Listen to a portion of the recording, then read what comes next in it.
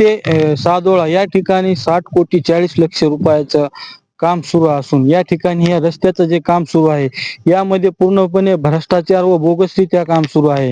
हे काम असं सुरू आहे की या ठिकाणी तुम्ही बघू शकता या रस्त्यावर मुरुम आतरलेला आहे, परंतु यावर पाण्याचा थेंब देखील टाकण्यात येत नाही आणि यामुळे यावरून जे धूळ उडत आहे या धुळीमुळे या ठिकाणी नागरिकांचं आरोग्य धोक्यात येत आहे. या ठिकाणी शेतकऱ्यांच्या पिकाचं मोठं नुकसान होत आहे. या ठिकाणी काही फळभाज्यांचे पिकं आहेत, या ठिकाणी फुलांची शेती आहे, आंब्याची शेती आहे. तुम्ही बघू शकता या हैवानपासून कशी धूळ उडत आहे आणि याला नागरिक पूर्णपणे त्रस्त झालेले आहेत.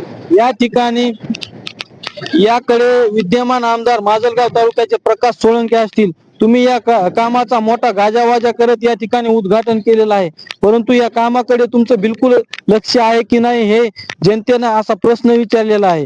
या ठिकाणी तुम्ही बघू शकतात यामध्ये दोन्ही साईडनं मुरुम भरलेला आहे, परंतु जी मधली साईड आहे, जो जुना रोडचा पट्टा आहे तो खोदण्यात आलेला नाही, त्यावरच थातूर मातूर काम करण्यात येत आहे.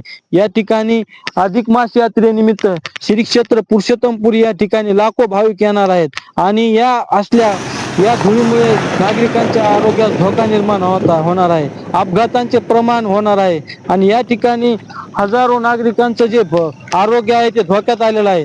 या ठिकाणी तुम्ही बघू शकतात यामुळे गाड्या स्लिप होऊन या ठिकाणी अपघात होत आहेत आणि यावर पाणी टाकून कसले दबाव होत नाही.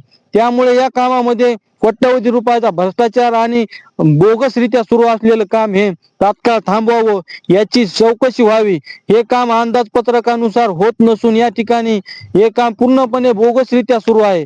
याची चौकशी होणे गरजेचे आहे आणि या ठिकाणी याची चौकशी व्हावी अशी सामान्य नागरिकांतून मागणी होत आहे. मी सुनील थोरात, महाराष्ट्र आरंभ न्यूज, बीड.